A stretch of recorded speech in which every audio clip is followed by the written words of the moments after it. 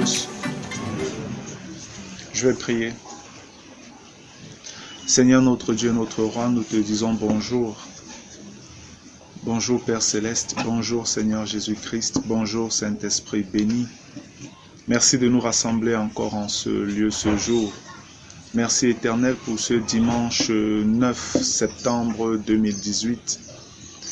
Nous te rendons grâce Seigneur parce que tu as bien voulu nous accorder le privilège de nous rassembler encore en ce lieu au nom de ton Fils Jésus et autour de ton Fils Jésus. Papa, nous t'implorons d'être là aussi au milieu de nous d'une manière particulière encore ce matin. Nous prions que ton Saint-Esprit soit véritablement celui qui dirigera toutes choses et qui nous conduise davantage dans la vérité, dans les profondeurs de la vérité, de toute la vérité. Père, nous te faisons confiance pour cela. Nous prions que tu disposes les cœurs de chacune des personnes ici présentes et que le Saint-Esprit parle au cœur, apporte des réponses, apporte des lumières, apporte des délivrances, apporte des guérisons. Ô Dieu, qui renouvelle ceux qui sont fatigués et qui donne du courage à ceux qui sont découragés, affaiblis, Seigneur. Rends ministère, ô Dieu, à chaque personne ici présente aujourd'hui au nom puissant de Jésus-Christ. Et que l'honneur, la louange et la gloire te reviennent. Seigneur, tu connais notre programme.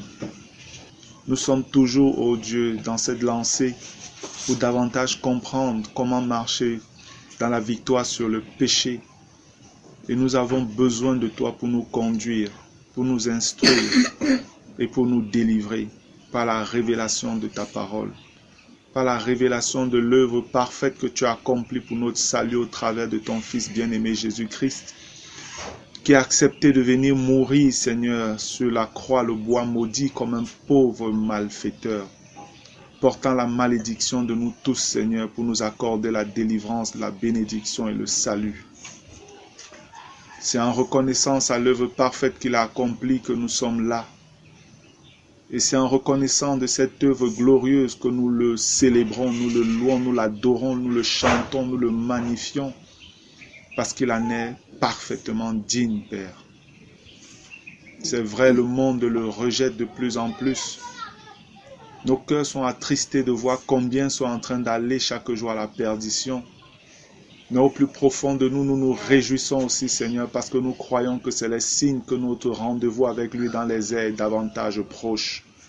Et c'est pourquoi nous te disons, viens Seigneur, viens, que l'honneur, la louange et la gloire te reviennent. Amen. Gloire à Dieu.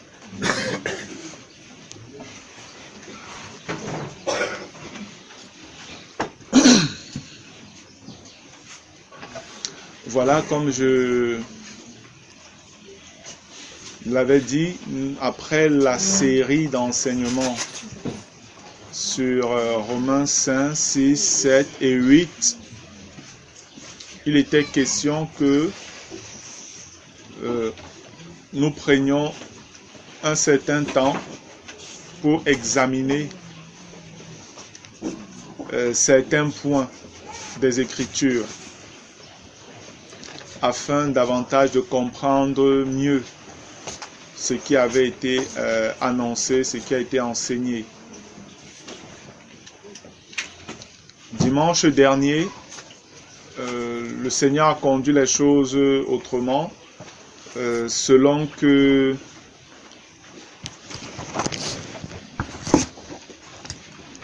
le Seigneur a conduit les choses autrement selon que le Saint-Esprit l'a voulu. Et c'était davantage les questions qui ont été posées par vous. Et par la grâce de Dieu, nous avons essayé d'apporter les réponses à ces questions-là.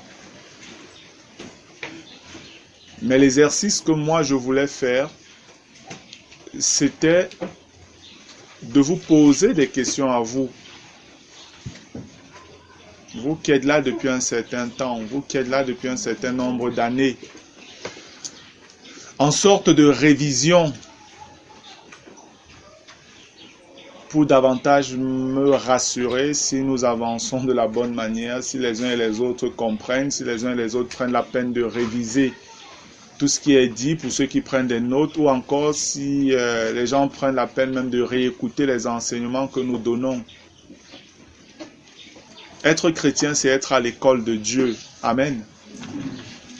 Et le Seigneur nous enseigne par le Saint-Esprit chaque jour. Et de la même manière que dans le système éducatif de ce monde, les enseignants font leur part en donnant l'instruction aux apprenants, aux élèves, aux étudiants, je ne sais pas. Mais il y a toujours un temps d'évaluation pour voir est-ce qu'ils ont compris, est-ce qu'ils comprennent, est-ce qu'on peut avancer ou est-ce qu'ils peuvent avancer. C'est la même chose sur le plan spirituel. Il faut simplement le savoir et être sensible à la manière de Dieu de travailler. Et pour les dirigeants qui connaissent cela, c'est légitime qu'ils agissent de la même manière. Et le point sur lequel nous sommes est un point très très important. Ça fait qu'il est bon vraiment de voir si les uns et les autres comprennent et suivent. Donc ce matin, je vais commencer par poser des questions. À qui veut répondre, sentez-vous totalement libre. Nous sommes dans la présence du Seigneur. Sentez-vous libre de participer, de dire ce que vous avez, de dire comment vous comprenez la chose.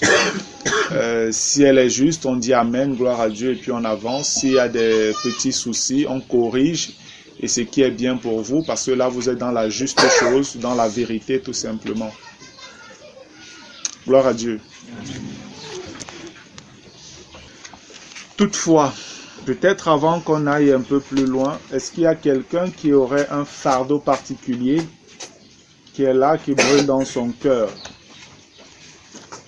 Quelqu'un qui a un fardeau lourd dans son cœur, qui pourrait l'empêcher d'être concentré, d'être réellement avec nous dans ce que nous aurons à faire. Est-ce qu'il y a quelqu'un qui a un problème particulier dans son cœur et qui voudrait peut-être exposer, ou il a quelque chose à dire qu'il voudrait exposer afin d'être totalement avec nous, d'être allégé? Est-ce qu'il y a quelqu'un de la sorte au milieu de nous? Quelle que soit la personne, qu'elle se sente libre de pouvoir parler.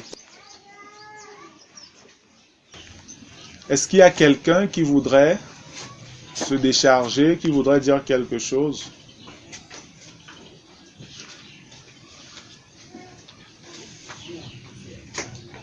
Ok, gloire à Dieu. S'il n'y a pas, c'est bon. Gloire au Seigneur. Puisque les enseignements sont enregistrés, je voudrais encourager les bien-aimés de parler fort. C'est vrai que le micro du portable que j'utilise est assez sensible, mais parlez fort. Parlez fort de manière à ce que votre voix puisse être enregistrée. C'est vrai que si vous êtes loin, je pourrais essayer de reprendre ce que vous dites pour que les bien-aimés qui écouteront l'enseignement puissent suivre ce que vous avez dit. Mais si vous pouvez m'éviter cette tâche-là de reprendre à tous les coups, ce serait bien aussi pour moi. Gloire à Dieu.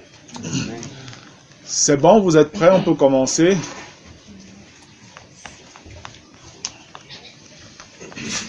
Personne ne répond. C'est bon. Je ne sais pas pourquoi les tests, l'évaluation, les compos, c'est toujours compliqué.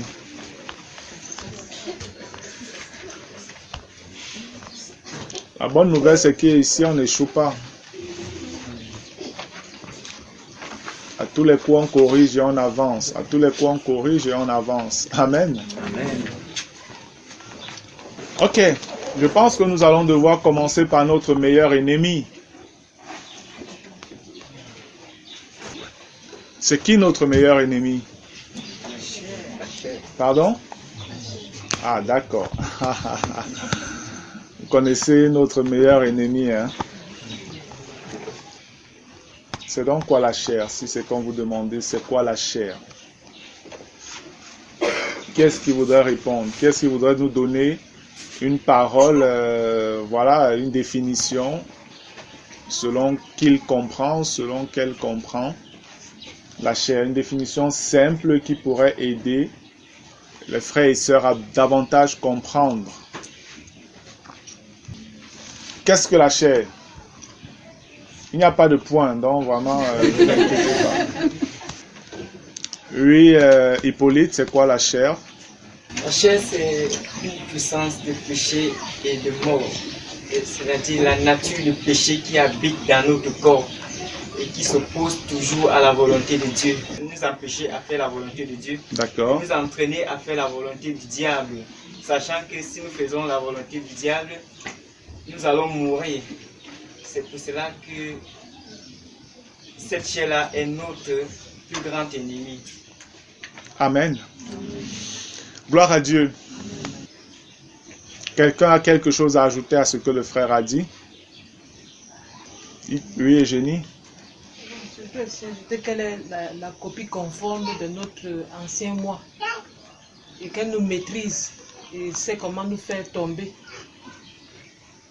Et, comment nous faire le contraire de ce que Dieu veut. D'accord. Bon, la sœur dit elle est la copie conforme de notre ancien moi. Bon, je veux dire que ça pourrait être compréhensible pour ceux qui maîtrisent vraiment la chose. Mais la juste chose peut-être ce serait de dire simplement que c'est la chair qui animait notre ancien moi. C'est elle qui l'amenait à faire toutes les bêtises, tous les péchés, voilà, que nous commettions avant notre nouvelle naissance. Amen. Et la chair connaît très bien justement notre ancienne nature déchue, puisque c'est elle qui l'animait, c'est elle qui la conduisait à faire toutes les abominations dont nous avons honte aujourd'hui pour nous qui sommes nés de nouveau, pour nous qui sommes devenus des enfants de Dieu, des fils et des filles du royaume d'en haut. Amen. Voilà, je pense que c'est sur lui. Francis Tegou voudrait ajouter quelque chose. Je voudrais aussi ajouter une définition qu'on a reçue, que la chair est un esprit puissant, super intelligent et de la nature de Satan. D'accord, le frère dit la chair est un esprit, tu as dit super puissant. Puissant, super intelligent. D'accord, la chair est un esprit puissant, super intelligent de la nature de Satan. Oui, ça aussi c'est juste. Et ça nous donne de comprendre qu'il ne faut pas s'amuser avec la chair. Parce que c'est un esprit, et étant donné que c'est un esprit, voilà, c'est déjà dans une certaine mesure au-delà de la compréhension de l'être humain naturel. C'est pourquoi c'est par la parole de Dieu, par la révélation du Saint-Esprit dans nos vies, que nous pouvons être au-dessus de la chair, par notre nouvelle naissance aussi. Et la chair est réellement super intelligente. Elle est vraiment super intelligente. Et ce qui fait qu'il ne faut pas essayer de négocier avec elle. On ne négocie pas avec la chair. C'est la mort. C'est pourquoi je dis souvent, il n'y a pas de cessez-le-feu. Il n'y a pas de drapeau blanc à agiter dans la bataille avec la chair. Soit il te tue, soit tu le tues. Vous comprenez, quand je dis tuer, c'est de le garder dans sa position la plus inoffensive. Amen. Gloire à Dieu.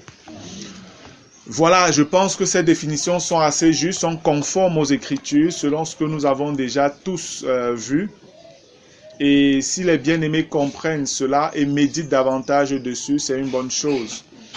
Je rends grâce au Seigneur parce que c'est enregistré. Ça fait que ceux qui sont chez eux, ou après vous qui pourrez écouter ça à la maison, s'il y a des points difficiles, notez-les. Et puis vous pourrez revenir à l'assemblée pour poser vos questions. Amen. Ou alors dans vos différentes cellules. Gloire à Dieu. Bien. Le deuxième point qu'on peut voir concernant la chair, la deuxième question que j'ai envie de poser, c'est de savoir à quel moment est-ce que nous héritons de la chair, de cette puissance de péché et de mort qui nous conduit toujours au péché, qui nous conduit ou nous pousse à désobéir à la volonté de Dieu. À quel moment de notre vie est-ce que nous héritons de cette nature de péché-là, de la chair?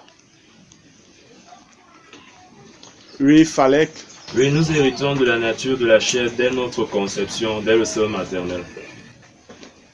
Ok, le frère dit dès notre conception, donc même étant déjà dans le ventre de notre maman, voilà, on a cette nature de péché qui est déjà, voilà, innée en nous. Est-ce que quelqu'un aurait quelque chose d'autre à ajouter, à dire, ou peut-être serait d'un avis contraire?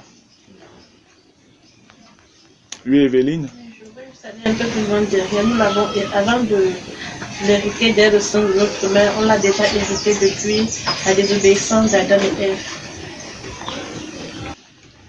C'est vrai que tel que tu le dis, qu'on l'a hérité d'Adam depuis... tu as dit depuis quoi? La désobéissance. Depuis la désobéissance d'Adam et Ève. D'accord, on pourrait le comprendre si on essaye de rentrer dans ce que j'appelle la génétique spirituelle. Qu'est-ce que la génétique spirituelle?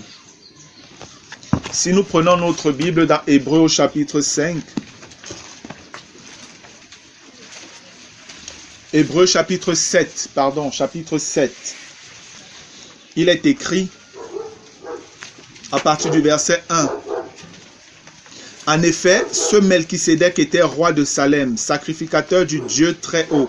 Il alla au-devant d'Abraham lorsqu'il revenait de la défaite des rois, il le bénit. Et Abraham lui donna la dîme de tout. Il est d'abord roi de justice. D'après la signification de son nom. Ensuite, roi de Salem. Salem, c'est Jérusalem. C'est-à-dire roi de paix. Et parce que Salem veut dire paix. Il est sans père, sans mère, sans généalogie. Il n'a ni commencement de jour, ni fin de vie. Mais il est rendu semblable au Fils de Dieu. Ce Melchisédek demeure sacrificateur à perpétuité. Considérez combien est grand celui auquel le patriarche Abraham donna la dîme du butin. Donc, la Bible nous révèle que Abraham a payé la dîme de tout ce qu'il avait gagné à la guerre. Il a donné à Melchisédek. Verset 5. Ceux des fils de Lévi qui exercent le sacerdoce ont d'après la loi l'ordre de lever la dîme sur le peuple, c'est-à-dire sur leurs frères, qui cependant sont issus des reins d'Abraham. Regardez donc comment le Seigneur parle par rapport à la génétique spirituelle. On parle d'Abraham, qui est le père de la foi, qui est le père de la nation juive, des 12 tribus. C'est Abraham qui est leur véritable grand patriarche. On parle d'Abraham. Après Abraham, on parle de Lévi. Lévi qui était un des fils de Jacob. Et Lévi est celui dont Dieu a choisi les descendants pour faire partie des prêtres, des sacrificateurs. Aaron était de Lévi, venait de Lévi, le tout premier souverain sacrificateur d'Israël. Il s'appelait Aaron et il venait de Lévi. Donc on a Abraham et Abraham engendre Isaac. Isaac engendre Jacob. Jacob engendre Lévi et les autres 11 patriarches du peuple juif. On nous parle ici maintenant de Lévi et on dit que les descendants de Lévi étaient chargés de prendre la dîme au peuple, dont à leurs autres frères. Ils devaient récupérer la dîme selon que l'Éternel avait annoncé dans la loi. Le verset 6 dit « Et lui qui ne tirait pas de son origine, il leva la dîme sur Abraham et il bénit celui qui avait les promesses. » Donc on dit Melchisédek ne venait pas de Lévi. On dit et lui qui ne tirait pas de son origine, il leva la dîme sur Abraham. Donc Melchisédek n'appartenait pas à la descendance de Lévi. Par contre, il a reçu la dîme du père, du grand-père, de l'arrière-grand-père de Lévi, Abraham. Et la Bible continue en nous disant au verset, et on dit qu'il a béni Abraham. Par la suite au verset 7, on nous dit, or, c'est sans contredire l'inférieur qui est béni par le supérieur, comme pour dire que Melchisédek était plus grand qu'Abraham. Amen. Melchisédek était plus grand qu'Abraham. Le verset 8 nous dit, et ici, ceux qui perçoivent la dîme sont des hommes mortels. Mais là, c'est celui dont il est attesté qu'il est vivant. Celui qui a attesté qu'il est vivant, c'est qui? C'est le Seigneur Jésus-Christ. Donc en fait, Melchisédek, c'était Jésus-Christ. Amen. Melchisédek, c'était le Seigneur Jésus avant qu'il ne vienne sous la forme de Jésus.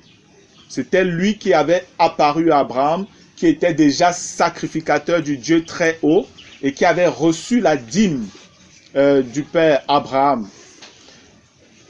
Et ici, ceux qui perçoivent la dîme sont des hommes mortels, mais là, c'est celui dont il est attesté qu'il est vivant. Le verset 9 dit, de plus, écoutez bien, de plus, Lévi qui perçoit la dîme l'a payé pour ainsi dire par Abraham. On voit la génétique qui ne fait que se dessiner en fait. Lévi, on dit il a payé la dîme aussi, alors qu'en réalité, Lévi n'existait même pas avant qu'Abraham n'existe. Amen. Car à l'époque d'Abraham, Lévi n'existait pas encore. Mais pourquoi est-ce que la Bible peut dire que Lévi a payé la dîme aussi à Melchisédek? Pourquoi Dieu considère cela ainsi? Le verset 10 dit, car il était encore dans les reins de son père lorsque Melchisédek alla au-devant d'Abraham. Amen. C'est comme ça que Dieu, lui, il analyse les choses. Melchisédek a payé la dîme à Abraham au travers de son aïeul, de son grand arrière-père, arrière-grand-père, Abraham. C'est pourquoi je dis, si on veut donc prendre dans une certaine mesure en considération la réponse que la sœur Evelyne donne pour répondre à la question à quel moment est-ce que nous héritons de la chair, de cette puissance de péché et de mort, elle dit, bon, on peut rentrer en arrière et puis voir quand Adam a désobéi. Sur un plan, comme je viens de l'expliquer, on pourrait dire oui, pourquoi? Parce que tous les hommes sortent d'Adam. Adam est le père de l'humanité.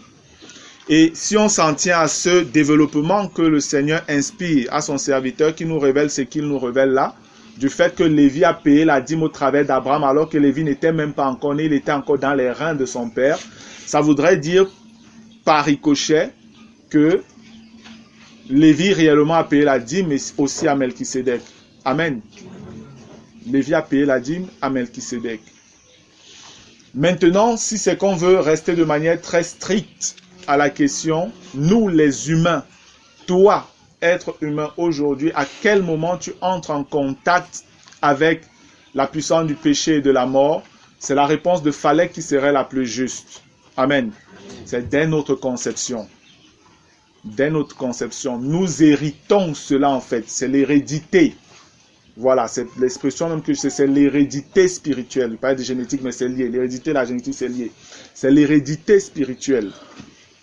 Dès que tu viens dans le monde, étant donné que Adam a péché, n'ayant pas encore conçu, ou alors n'ayant pas encore d'enfants, tous ceux qui sont nés d'Adam sont nés dans le péché parce que la puissance de péché avait déjà touché, infecté Adam. Amen. Donc, dès que tu viens dans ce monde, dès que tu sors des entrailles du sein de ta maman, tu as la nature du péché en toi. Tu as la chair, puissance de péché en toi. C'est pourquoi tu n'as pas besoin d'apprendre à pécher. On n'apprend pas à un homme à pécher. Amen. Non, c'est sa nature. Il naît comme ça, il naît avec ça. Tout petit, il va grandir, Plus il grandit, plus il se perfectionne dans le péché. C'est ça la triste réalité de la condition humaine. C'est ça la vérité. Pour peut-être éclairer un tant soit peu certaines personnes. Lorsque la Bible parle de la chair a deux réalités dans la Bible. La chair, c'est réellement le corps physique que je tape là, carne, donc la chair, en latin, c'est carne. Mais la chair aussi, selon la Bible toujours, c'est réellement une puissance de péché qui habite en nous. C'est la nature du péché qui habite en nous. Et en nous où? Romains 7 nous donne de comprendre que c'est dans notre corps physique. Pour nous qui sommes chrétiens, la chair est condamnée dans notre corps physique. Mais pour ceux qui ne sont pas chrétiens, qui ne sont pas nés de nouveau, leur condition est encore très grave. Parce que la chair réside dans tout leur être, esprit, âme et corps. C'est pourquoi ils n'ont pas de choix, ils ne peuvent pas faire autrement que de pécher. Parce que c'est l'esprit qui est la partie la plus précieuse de l'être entier de l'homme. L'homme est un esprit. Dieu communique avec l'homme par son esprit. Et si ton esprit est livré totalement au contrôle de la chair, qui est une puissance de péché qui vient de Satan, tu es mal parti. Tu ne peux pas faire autrement. C'est pourquoi les hommes sont livrés au péché de toute nature. De toute nature. Toutes les abominations qui peuvent sortir de Satan. Chaque homme qui n'est pas né de nouveau, homme avec grand H, dont les femmes pareilles. Chaque être humain, je préfère le dire comme ça, est susceptible de commettre ces péchés-là. Tout ce que Satan peut imaginer d'immonde, de sale, de pervers, chaque être humain peut poser cet acte. C'est pourquoi vous avez la fornication, vous avez l'adultère, vous avez le mensonge, vous avez le vol, vous avez les meurtres, vous avez les drogues et toutes ces choses-là. Tout cela, c'est parce que vous avez une nature de péché en vous et vous ne pouvez pas faire autrement. Il fallait donc véritablement quelqu'un au-dessus de la condition humaine pour pouvoir délivrer l'homme. Alléluia. Amen. Gloire à Dieu. Donc nous retenons que la chair, voilà, nous l'avons en nous dès notre conception. Tout petit déjà, on est avec la chair. Donc quand tu sors bébé là, certains disent les enfants sont innocents. C'est vrai. De manière générale, ils sont innocents parce que le péché ne leur est pas directement imputé dans leur inconscience. Ils ne sont pas garants du péché parce qu'ils ne commettent pas de péché en fait. C'est pourquoi dès qu'un bébé meurt, il ira au ciel parce qu'il est dans la justice de Dieu encore. Amen. Il est dans la justice de Dieu. Mais plus on grandit, plus la chose devient délicate pour nous. Parce qu'on commence à pécher, on commence à être conscient et Dieu commence à nous tenir pour responsables. À quel âge Dieu nous tient-il pour responsables de nos péchés? C'est en fonction des individus. Il n'y a pas un âge. Amen. Il n'y a pas un âge. Parce qu'il y a des gens qui à 5 ans sont très éveillés et comprennent clairement la chose. C'est pourquoi il y a des gens qui naissent de nouveau à 5 ans et ils persévèrent dans la foi jusqu'à continuer à servir le Seigneur dans leur âge mature. Oui, à 5 ans c'est possible, j'en connais. Et il y en a qui à 10 ans, même à 12 ans, ils sont toujours totalement inconscients. Totalement inconscients. Donc, vraiment, c'est en fonction des personnes, selon l'éveil que Dieu donne à chacun. Il n'y a pas un âge arrêté. La Bible ne donne pas un âge. Mais c'est Dieu qui permet, qui sait juger de ces choses. Et pour ceux qui sont en communion avec Dieu, ils peuvent discerner si tel comprend même quand il dit peut-être je veux m'engager à servir Jésus-Christ. Ça peut être un tout petit enfant ou un jeune. Vous devez avoir le discernement pour savoir est-ce que vraiment il comprend même où il est en train d'aller. Est-ce qu'il comprend ou est-ce qu'elle comprend ce qu'elle demande là. Ne rejetez pas les enfants qui viennent vers vous en disant non, tu es encore trop petit, on va voir ça après. Écoutez-les, éprouvez-les, posez-leur un certain nombre de questions selon que le Saint-Esprit vous conduira. Et vous pouvez réellement avoir la conviction dans votre cœur que oui, celui-là a compris. Amen.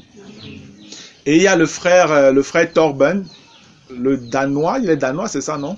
Ouais, le frère Torben, le Danois, qui, voilà, je l'ai écouté une fois et qui disait, puis lui, sa méthode, bon, elle est aussi superbe. Il disait, lui, quand un jeune enfant vient peut-être pour lui dire, moi, je veux donner ma vie, je veux m'engager avec le Seigneur Jésus, il prie pour l'enfant pour qu'il soit rempli du Saint-Esprit. Si l'enfant commence à parler en langue, alors c'est que le Seigneur l'a accueilli. Amen. Et là, il va baptiser tout simplement l'enfant. Gloire à Dieu. Amen. Et je pense que c'est la sagesse aussi. C'est plus sûr comme ça. Amen. C'est plus sûr comme ça. Donc, un enfant de 5 ans, par exemple, par là, qui vient vers toi et te dit, moi, je veux m'engager, je suis chaud, voilà, et tout ça, je crois au Seigneur et tout. Si tu as des doutes, si tu n'es pas très sûr, si tu n'arrives pas à discerner, alors prie pour lui pour qu'il soit rempli du Saint-Esprit. S'il est rempli du Saint-Esprit, le signe qui est le parler en langue te donnera de voir, waouh, le Seigneur l'a accueilli. Et puis c'est bon. Amen. Et il y a justement une des vidéos qu'il avait faites comme ça, un jeune garçon. Quand tu le regardes, il pouvait avoir peut-être dans les 7 ans par là. Quand tu regardes sa taille, je juge à la taille, il pouvait avoir dans les 7 ans. Vous savez, les enfants des Blancs là, parfois ils poussent très vite comme ça. Mais prenons un peu à l'âge africain. Voilà. Il pouvait avoir dans les 7 ans. Et Torben était en train de parler avec lui. Après, il commence à prier pour lui. Quand il commence à prier pour lui, le jeune garçon commence à parler en langue. Il parle en langue pendant un certain temps. Après, quand il s'arrête, lui-même, il est un peu étonné, il demande à Torben, mais qu'est-ce que je faisais là? Torben lui disait, tu parlais en langue. Amen. Donc, le petit avait été rempli du Saint-Esprit. Le Seigneur l'avait accueilli, il était né de nouveau. Il fallait simplement le baptiser d'eau maintenant. Amen. Gloire à Dieu. Bien. Oui, un doigt. Oui, Francis, tes goûts. Je vais poser une question dans la deuxième question. On appelle juste un rapprochement. Je vais demander est-ce que le verset qui dit ma mère m'a conçu dans le péché du psaume 51 peut donc se rapprocher à cela? Est-ce que le psaume 51 où il est écrit ma mère m'a conçu dans le péché peut se rapprocher de ce que nous sommes en train de dire? Oui, ça peut davantage l'expliquer. Parce que certaines personnes ont souvent compris ma mère m'a conçu dans le péché comme si c'était la maman de David avait péché en couchant avec un autre homme. Et c'est ainsi qu'ils comprennent que sa mère l'a conçu dans le péché. Donc elle a commis l'adultère et David est un fils adultérin. Non, c'est faux, c'est pas ça. Ce que David était en train de vouloir dire, c'est que la nature de sa maman était une nature pécheresse. Amen. Et lui-même, il est né dans le péché. Amen. Et il avait donc besoin d'un sauveur. Gloire à Dieu. Peut-être il faudrait qu'on lise même ce psaume-là. Le psaume 51, je vais lire dans la version Louis II. Il est écrit à partir du verset 1, c'est psaume de repentance. Au chef des chants, psaume de David. Lorsque Nathan le prophète vint à lui, après que David fut allé vers Bathsheba. Verset 3, il est écrit, ô Dieu, aie pitié de moi dans ta bonté. Selon ta grande miséricorde, efface mes transgressions. Lave-moi complètement de mon iniquité et purifie-moi de mon péché. Car je reconnais mes transgressions et mon péché est constamment devant moi. J'ai péché contre toi seul et j'ai fait ce qui est mal à tes yeux, en sorte que tu seras juste dans ta sentence, sans reproche dans ton jugement. Amen. David était un homme au cœur droit, au cœur juste. Il reconnaissait son péché, il disait, Dieu, tu seras juste si tu me punis. Mais aujourd'hui, on voit des hommes qui sont totalement iniques, qui vivent dans le péché, et quand quelque chose arrive, ils disent, pourquoi ceci m'est arrivé? Alors qu'ils vivent dans le péché, ils se moquent de Dieu librement. Mais quand ils voient un malheur, ils disent que, mais pourquoi Dieu permet ceci, pourquoi Dieu permet cela, pourquoi ceci m'arrive? Leur jugement est juste. Verset 7. Voici, je suis né dans l'iniquité. Amen. Voici, je suis né dans l'iniquité et ma mère m'a conçu dans le péché. Je suis né dans l'iniquité et ma mère m'a conçu dans le péché. C'est clair qu'il était en train d'exprimer véritablement que sa nature, la nature de sa maman était une nature unique. Et lui, si sa maman avait une nature unique, lui aussi sort dans cet état d'iniquité. C'est la même chose que Job au chapitre 14. Voilà ce qui est dit dans Job au chapitre 14, verset 4. Je vais le lire rapidement. Il est écrit, à partir du verset 1, on dit, c'est Job qui parle, « L'homme né de la femme, sa vie est courte, sans cesse agitée. Il naît, il est coupé comme une fleur. Il fuit et disparaît comme une ombre. Et c'est sur lui que tu as l'œil ouvert, et tu me fais aller en justice avec toi. » Regardez le verset 4. « Comment d'un être souillé sortira-t-il un homme pur? Il n'en peut sortir aucun. » Amen. Ça, c'est vraiment le verset 7 du psaume 51. Comment d'un être souillé sortira-t-il un homme pur? Comment d'Adam qui était déjà souillé pouvait-il encore sortir quelque chose de pur? Donc, c'est pourquoi je disais, ceux qui disent souvent les bébés sont innocents, ils sont innocents peut-être par rapport à leur ignorance du péché, mais par rapport à leur nature, ils sont coupables. Amen. Ils sont coupables. Ce n'est que la grâce de Dieu qui leur a accordé. Gloire à Dieu. Le verset 8 du psaume 51 nous dit, « Mais tu veux que la vérité soit au fond du cœur. Fais donc pénétrer la sagesse au-dedans de moi. Purifie-moi avec l'hysope et je serai pur. Lave-moi et je serai plus blanc que la neige. » Et nous savons que la sagesse est personnifiée dans Proverbe 8 en la personne de Jésus-Christ. Amen. Et quand il dit, fais donc pénétrer la sagesse au-dedans de moi, c'est donne-moi un sauveur, donne-moi un rédempteur, donne-moi quelqu'un qui peut me laver, changer ma nature. C'est pourquoi le verset 9 dit, purifie-moi avec l'hysope et je serai pur. Lave-moi et je serai plus blanc que la neige. Annonce-moi l'allégresse et la joie, et les eaux que tu as brisées se réjouiront. Détourne ton regard de mes péchés, efface mes iniquités. Ô Dieu, crée en moi un cœur pur, renouvelle en moi un esprit bien disposé. Parce qu'il est écrit, heureux ceux qui ont le cœur purs, car ils verront Dieu. Amen. La parole de Dieu, je l'aime. Elle est tellement équilibrée, elle est tellement parfaite. Elle se complète d'une manière harmonieuse. Waouh! Gloire à Dieu. Oui, Evelyne. Pardon? C'est une plante. C'est une plante. Oui, Joël. On est dans 1 Corinthiens 7, verset 14 à 16.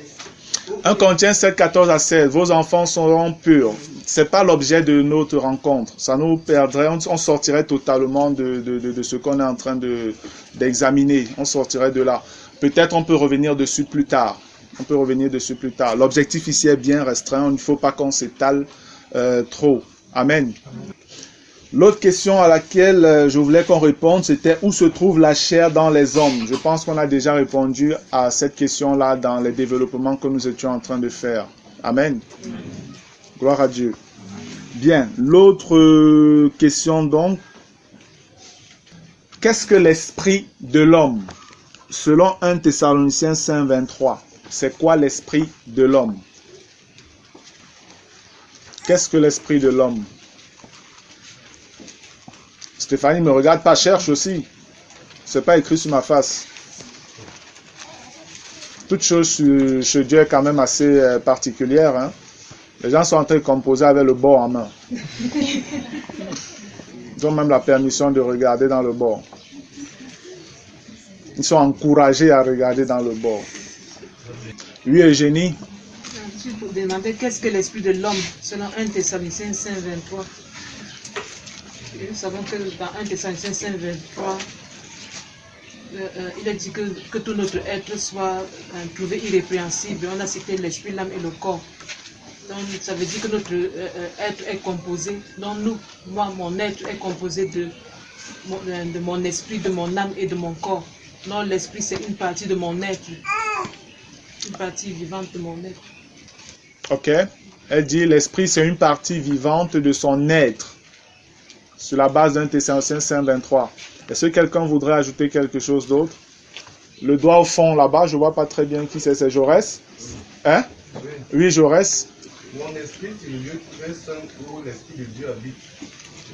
D'accord, Jaurès dit que son esprit, c'est le lieu très saint où l'esprit de Dieu habite. Pourquoi tu le dis? Tu vas sur quelle base pour affirmer ça? Parce que je suis né de nouveau. Oui, parce que tu es né de nouveau. Mon ancien esprit m'a donné l'esprit nouveau. D'accord, tu es né de nouveau, Dieu a changé ton ancien esprit, t'a donné un esprit nouveau, ok. Et en quoi est-ce que ton esprit est le lieu très saint? Qu'est-ce qui te fait dire que ton esprit est le lieu très saint?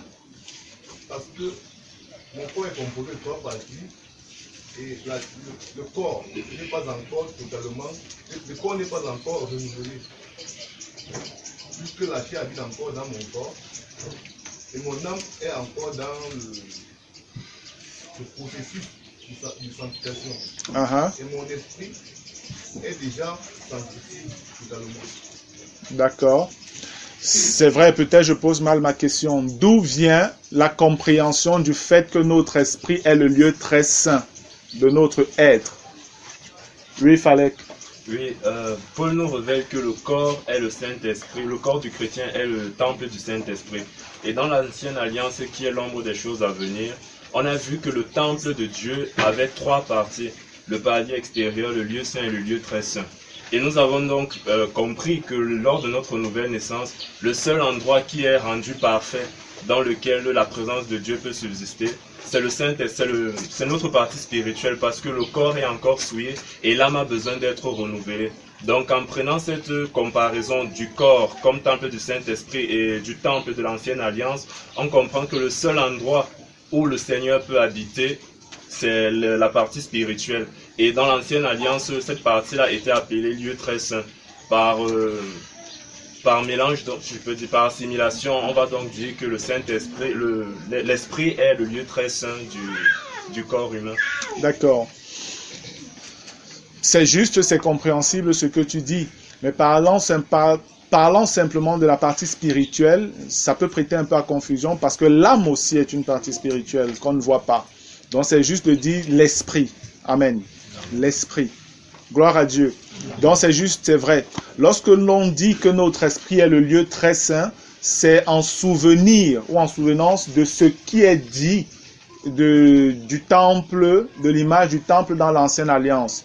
Et Paul nous révèle justement dans la nouvelle alliance sous la doctrine de ceux qui appartiennent au ministère de l'esprit, du ministère de la grâce, que nous sommes le temple du Saint-Esprit. Amen. Quand il dit même votre corps est le temple du Saint-Esprit, c'est parce que le Saint-Esprit habite à l'intérieur du corps, de l'enveloppe charnelle que tout le monde voit. Mais dans notre corps, où est-ce qu'il habite réellement le Saint-Esprit? C'est dans le lieu très saint, comme dans le temple de l'Ancienne Alliance. On parlait du temple de Dieu, mais Dieu avait un lieu spécifique où il résidait. C'était le lieu très saint. Amen. Gloire à Dieu. Oui, Cécile. Je voulais ajouter que comme Dieu est esprit, la partie de nous dans laquelle il s'identifie par analogie serait forcément l'esprit aussi. Ok. Cécile dit, comme Dieu est esprit, par analogie, c'est clair que Dieu s'identifierait aussi à nous au travers de l'esprit parce que il est esprit et il cherche des adorateurs qu'il adore en esprit et en vérité. Dieu communique avec nous au travers de l'esprit. Amen. C'est au travers de notre esprit que Dieu communique avec nous. Oui, Hélène.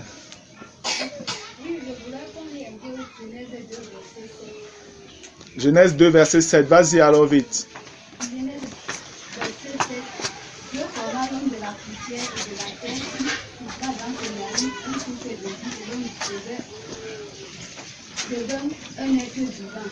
Aussi, je vois que l'esprit de l'homme, c'est la partie de l'homme qui est faite à l'image de Dieu, qui est chargée de communiquer la vie de l'homme. Donc, la vie de l'homme est communiquée par l'esprit. La vie de l'homme est communiquée par l'esprit. C'est l'esprit de l'homme est la partie de son ordinaire qui communique la vie de l'homme. D'accord, ça peut être compréhensible dans une certaine mesure. Que je veux comprendre ça dans le sens où l'esprit est le principe qui donne la vie à notre être. Amen. De telle enseigne que si l'esprit n'est pas dans le corps reste inerte, le corps tombe et c'est ce que les gens appellent la mort. Amen. Ok, oui Olivier, parle un peu plus fort s'il te plaît, il y a d'autres frères qui doivent t'écouter. Je voudrais donner une définition concernant l'esprit de l'homme, un peu comme la sœur Hélène vient de dire. Elle définit l'esprit comme étant la partie intérieure profonde de notre être qui affirme notre personnalité.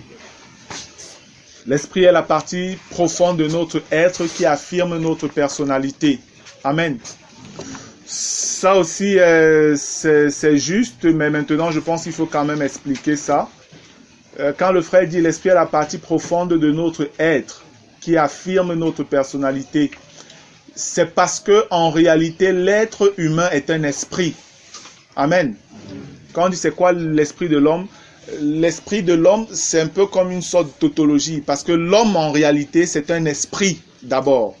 L'homme est un esprit qui possède une âme et qui habite dans un corps. C'est ça en fait la définition de l'être humain. C'est pourquoi le frère peut donner la définition qu'il donne. C'est véritablement l'esprit est l'expression même de ce que nous sommes. Si c'est que ton esprit, tu es un être régénéré, ça veut dire que ton esprit est réellement à l'image de la personne de Jésus-Christ. Tu es un seul esprit avec lui. Et les désirs de ton être profond seront de fonctionner exactement comme Jésus-Christ fonctionne. Amen. Mais si tu es un être irrégénéré, ça voudrait dire que tu n'es pas en communion avec Jésus et ton esprit n'a rien à voir avec lui. Et c'est pourquoi ton esprit fonctionnera à l'image de celui qui est son père, c'est-à-dire le diable. Et c'est pourquoi tu voudras faire toujours le mal. Même quand tu veux faire le bien, tu n'as pas le choix, tu feras le mal. Et même si dans une certaine mesure, il t'arrive de faire ce qu'on pourrait voir bien aux yeux des hommes, Dieu, lui, il verrait toujours que c'est souillé, c'est le mal. Ce serait un parfum d'une désagréable odeur à Dieu. Alors que Dieu, lui, l'agrée des parfums de bonne odeur. Et pour ça, il faut des sacrifices vivants. Gloire à Dieu. Amen. Oui. C'est qui? C'est Achille? D'accord, ok, oui, Achille. Je voudrais donner ce verset de Romains 8:16 en accord avec ceux qui pensent que l'esprit de l'homme est le lieu où habite l'esprit de Dieu. Romains 8:16. Les esprits sont vus, même notre esprit nous témoigne ensemble que nous sommes enfants de Dieu. Ça me fait penser que l'esprit de Dieu étant dans notre esprit, se mettre d'accord pour que nous sommes totalement régénérés. Amen. Donc le frère Achille, qui lui vient de Chang, il donne le passage de Romains 8:16 pour réellement justifier, appuyer que l'esprit de Dieu réside dans notre esprit. Au travers de Romains 8, le verset 16, qui dit dans la version Louis II, l'esprit lui-même rend témoignage à notre esprit que nous sommes enfants de Dieu. C'est très juste. Gloire à Dieu. Merci. Amen. Oui, Stéphanie.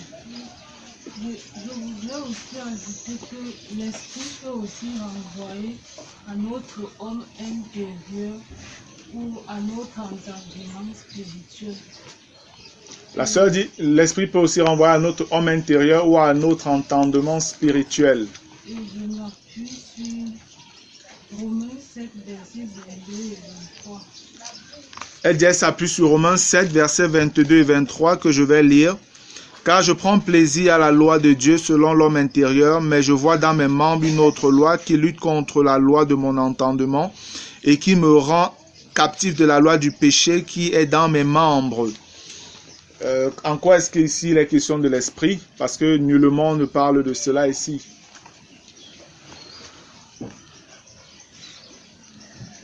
Quand on dit ça, je prends plaisir à la loi de Dieu, selon l'homme intérieur. On voit que ce n'est pas l'esprit de Dieu que notre homme intérieur prend davantage plaisir aux choses de Dieu. C'est quoi l'homme intérieur? Notre nouvelle nature. L'homme intérieur, c'est notre nouvelle nature, dit-elle. Ok, continue. Si c'est que tu as des éléments d'explication. Et quand on dit au verset 23, mais je vois dans mes membres une autre loi qui lutte contre la loi de mon entendement et qui me rend captif de la loi du péché qui est dans mes membres. Donc, ceci me fait comprendre un peu dans Romains 8, quand il parle de la chair qui est contre l'esprit de Dieu et qui ne peut pas obéir à la loi de Dieu. Et par contre, la loi de l'esprit de Jésus-Christ qui est en nous, la loi de l'esprit de vie de Jésus-Christ qui est en nous nous rend libres. Je vais t'aider un peu. Sur quoi est-ce que tu te bases pour pouvoir dire que notre homme intérieur, c'est notre esprit? C'est ça la question. Est-ce que tu as un élément qui peut le justifier? Maintenant, tu es en train de toucher ton menton. Je fais comment là? En tout cas, le temps que tu cherches. Amen. L'autre question, c'est qu'est-ce que le corps de l'homme? Qu'est-ce que le corps de l'homme? Oh, c'est la pluie là? S'il commence à pleuvoir, il va falloir que vous parliez très fort. Qu'est-ce que le corps de l'homme? Oui, Alix. Le corps de l'homme, c'est la partie visible de notre être. Amen. Alix dit le corps de l'homme, c'est la partie visible de notre être. Notre être étant composé de 3 parties, l'esprit, l'âme et le corps, selon Éphésiens 5:23. Est-ce que quelqu'un a autre chose à dire? Qu'est-ce que le corps de l'homme? Oui, Rogatien. Le corps de l'homme est la partie qui exécute les ordres de la chair et de l'esprit.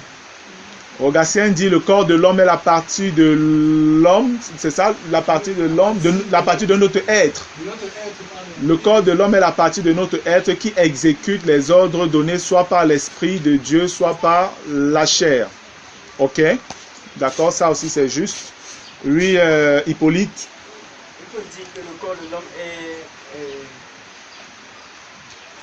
l'habitation de notre âme et de notre esprit. Oui, ça aussi c'est vrai. Le corps de l'homme, c'est le lieu d'habitation de l'âme et de l'esprit. Ça aussi c'est vrai, c'est juste. Il y avait d'autres doigts derrière qui voulaient peut-être ajouter autre chose. D'accord, le frère Boniface voulait dire que le corps de l'homme, c'est le temple du Saint-Esprit. C'est vrai parce que le Saint-Esprit y réside.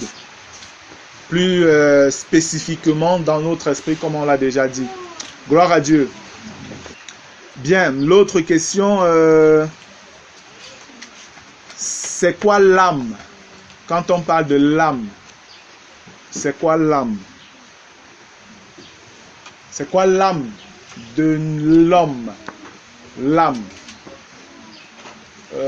C'est qui au fond là-bas? Je ne vois pas. C'est Zacharie, oui, Zacharie. L'âme, c'est la partie de l'homme qui donne au corps d'exécuter les actions de la chair ou bien de l'esprit. D'accord. L'âme, c'est la partie de l'homme qui donne d'exécuter les actions au corps, qui donne au corps d'exécuter les actions, c'est ça? Ou les ordres? Les actions. Oui, aide-moi. Les actions de la chair ou bien... Ah, les actions de la chair ou de l'esprit. Non, d'exécuter les actions, d'exécuter les ordres. D'exécuter les ordres. Peut-être ça sera encore un peu plus compréhensible. En tout cas, oui, Evelyne. L'âme, c'est le siège de nos émotions. Donc, c'est à ce niveau-là que lorsque nous voulons prendre une décision, le combat se joue au niveau de l'âme. Lorsque notre esprit veut faire la volonté de la chair, donne sa paix, c'est au niveau de l'âme que tout le combat se mène et la décision finale est manifestée au niveau de D'accord. Evelyne dit l'âme, c'est le siège de nos émotions. Je sais qu'il y en a qui pensent ça, mais moi, je ne suis pas d'accord avec ça. Je sais qu'il y a beaucoup d'hommes de Dieu, beaucoup de personnes qui pensent comme ça, que l'âme, c'est le siège de nos émotions. Non, si c'est l'âme qui est le siège de nos émotions, ça voudrait dire que l'homme est une âme. Le siège, quand on dit le siège, c'est où résident ces choses, d'où partent ces choses. C'est au niveau de l'esprit. Amen. C'est au niveau de l'esprit. C'est l'esprit qui est le siège de nos émotions, de notre volonté, de nos pensées et tout ça. L'âme n'est que l'exécutant de ces choses-là. Si ton esprit est, tu es quelqu'un de charnel, c'est clair que ton âme n'aura pas la capacité de clairement discerner les choses qui viennent de Dieu et tu accompliras les choses charnelles. Amen. Tu accompliras des choses charnelles. C'est l'esprit qui est la partie la plus noble, la plus forte, qui est censé pouvoir communiquer des choses fortes en réalité. Mais je sais bien qu'il y en a qui disent que l'âme est le siège des émotions et tout ça. Pourquoi les gens pensent ça? Parce que réellement, c'est au niveau de l'âme que dans une certaine mesure, la décision est prise. C'est au niveau de l'âme qu'il y a cette bataille-là. Mais la source vient d'où? De l'esprit. Amen. Les ordres viennent de l'esprit. Si c'est que le Seigneur communique un ordre à l'esprit, je veux que tu pries ou je veux que tu fasses un don à tel frère ou à tel orphelin ou à telle veuve, c'est au niveau de l'âme que la chose transite pour pouvoir communiquer au corps un ordre pour que le corps obéisse, fasse la chose. Mais si ton âme, si ton esprit est faible, ce qui va se passer, il y aura interférence avec la chair. C'est ce que nous révèle Galates 5, les versets 16, 17, 18 et autres.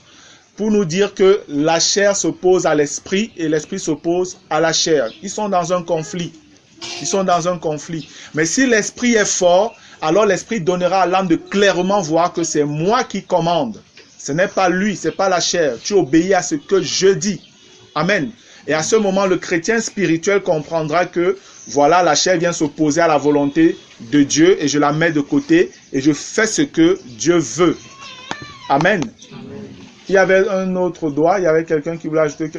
Oui, c'est Maman Aline. Oui, Maman Aline. Moi, je voulais dire que l'âme, c'est le siège de notre conscience.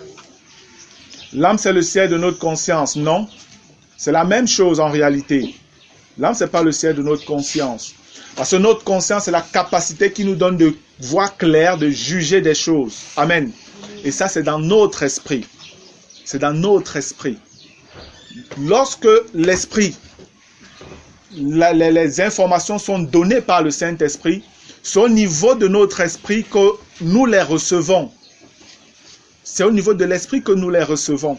Mais maintenant, quand l'esprit a reçu, l'esprit doit passer son information à l'âme, sachant que ça, c'est ce que Dieu veut. Et c'est pourquoi parfois en vous, vous avez toujours cette bagarre-là. Il y a un côté qui veut obéir à Dieu, faire une chose qui soit louable, qui soit bonne, mais il y a de l'autre côté une autre pensée qui vous vient souvent et qui s'oppose à ce que vous voulez faire. Elle s'oppose à ce que vous voulez faire. Ici, ce qui est important et ce qui peut vous donner d'avoir le succès, la victoire, c'est ce que la Bible appelle aussi le renouvellement de votre intelligence. Amen. Le renouvellement de votre intelligence. Lorsque votre intelligence spirituelle est renouvelée, éclairée, il est facile pour votre âme de comprendre clairement d'où viennent les informations qu'elle reçoit. C'est très facile pour l'âme. Mais si tu es un chrétien dont l'attitude de cœur est un peu comme on dit dans Ephésiens 4. Regardons un peu Ephésiens au chapitre 4. Ephésiens 4, 17, il est écrit: « Voici donc ce que je dis et ce que je déclare dans le Seigneur. Vous ne devez plus marcher comme les païens qui marchent selon la vanité de leurs pensées. » Je vous dis, il y a des chrétiens qui sont portés davantage aux choses vaines qui sont dans ce monde. Et des chrétiens pareils ne peuvent pas être en alerte pour combattre l'esprit et la chair. Ils ne peuvent pas, ils seront toujours vaincus. Et on ajoute en disant, ils ont l'intelligence obscurcie. Alors que la Bible dit que notre intelligence doit être renouvelée. Elle doit être éclairée par le Saint-Esprit. Mais on nous dit ici qu'il y a des chrétiens, il y a des gens, des chrétiens. Parce que si l'apôtre parle ici, c'est parce que les Éphésiens étaient vraiment, j'ai envie de dire bouchés. C'était difficile pour eux de comprendre les choses spirituelles. C'est pourquoi c'est toujours par rapport aux Éphésiens que Paul au chapitre 1 d'Éphésiens 1, au chapitre 1 d'Éphésiens, au verset 18, excusez-moi. Au verset 18 d'Éphésiens 1, Paul dit qu'il illumine les yeux de votre cœur pour que vous sachiez quelle est l'espérance qui s'attache à son appel, quelle est la richesse de la gloire de son héritage qu'il réserve aux saints. Les Éphésiens ne comprenaient pas ces choses-là. Et l'apôtre devait intercéder, devait prier pour que Dieu vraiment leur apporte cette lumière au niveau de leur esprit, pour que leur intelligence soit donc renouvelée et qu'ils puissent voir clair, discerner la bonne chose. Et après on dit au verset 18 d'Éphésiens 4, ils ont l'intelligence obscurcie, ils sont étrangers à la vie de Dieu. Pourquoi? À cause de l'ignorance qui est en eux, à cause de l'endurcissement de leur cœur. C'est terrible qu'on dise des choses comme ça, comme mettre des chrétiens en garde contre ce genre de choses. Et si l'apôtre les met en garde, ça veut dire que les chrétiens étaient susceptibles d'être dans cette position-là. Donc il faut faire attention. C'est pourquoi j'ai l'habitude de dire, vous devez vous muscler spirituellement.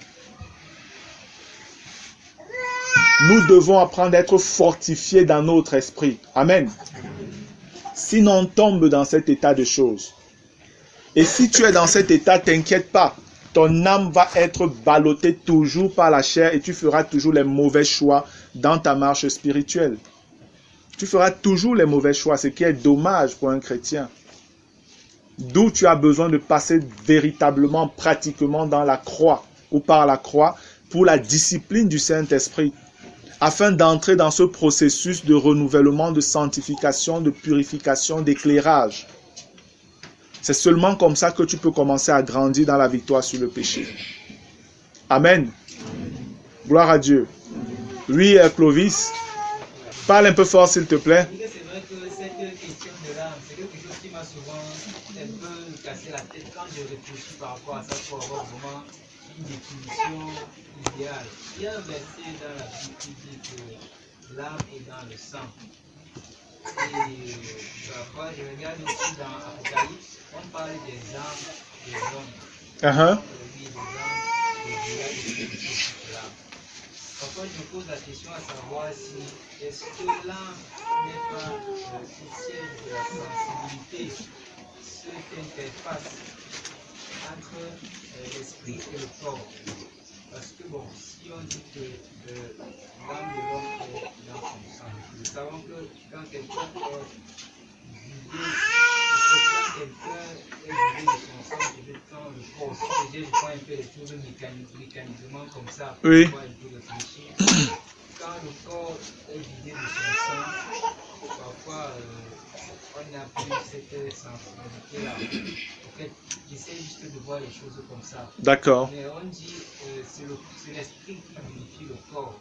Mais que c'est l'esprit qui vit, mais la chair ne sait de rien. Là, on parle de l'esprit et du corps. Donc moi, je me dis que l'âme accompagne toujours, l'âme accompagne l'esprit. L'âme est comme cette interface entre l'esprit et le corps. Donc l'âme est comme une enveloppe de l'esprit. Donc le corps est en contact avec l'âme.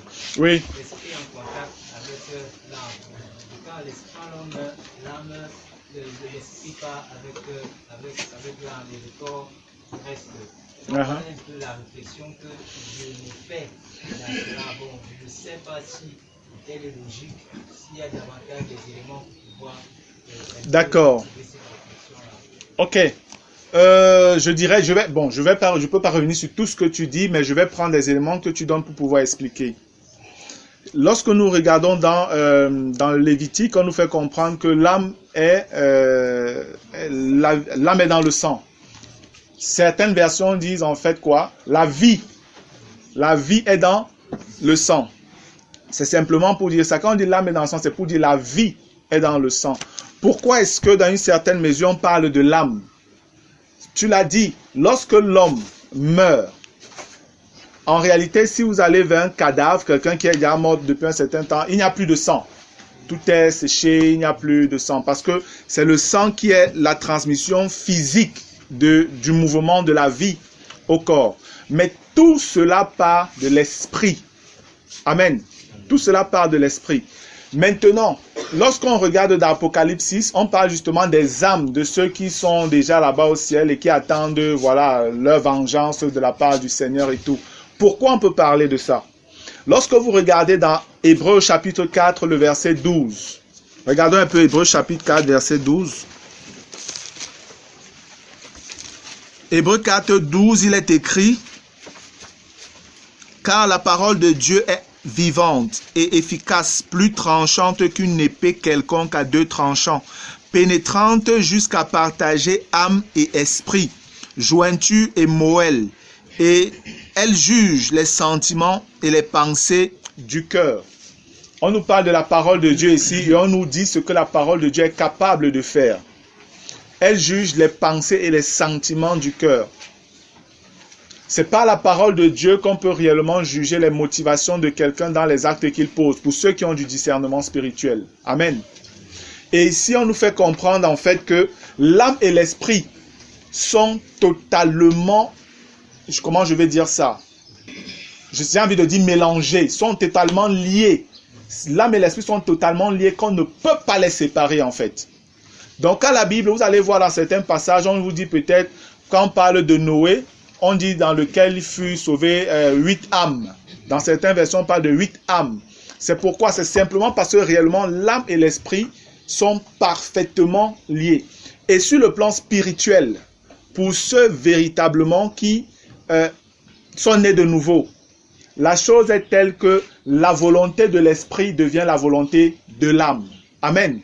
Exactement comme nous et le Seigneur Jésus-Christ. Nous avons un esprit à nous. Jésus est un esprit qui est Dieu. Est-ce que nous sommes Dieu? Non, nous ne sommes pas Dieu. Mais la Bible nous dit que ceux qui sont nés de nouveau sont un seul esprit avec Jésus-Christ. Simplement parce que par notre nouvelle nature, nous nous identifions parfaitement à Jésus. Mais nous sommes différents. Amen.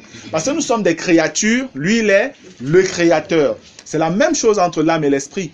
Et la Bible nous parle de la parole qui apporte la séparation entre l'âme et l'esprit. Pour certains frères, en l'occurrence Washmani, lui, il enseigne que le chrétien doit vivre de manière à ce que son esprit soit séparé de son âme, sur la base d'Hébreux 4, 12. Non, c'est une erreur. Il n'est pas question que ça se sépare, parce que c'est impossible que ça se sépare. Ici, il est en fait, ce que la parole est en train de nous donner de comprendre ici, c'est qu'il y a une différence entre l'âme et l'esprit. C'est ce que la parole veut qu'on comprenne. Et la Bible nous dit que c'est par la parole que ceux qui sont spirituels peuvent discerner qu'est-ce qui pousse celui-ci à agir comme ça maintenant?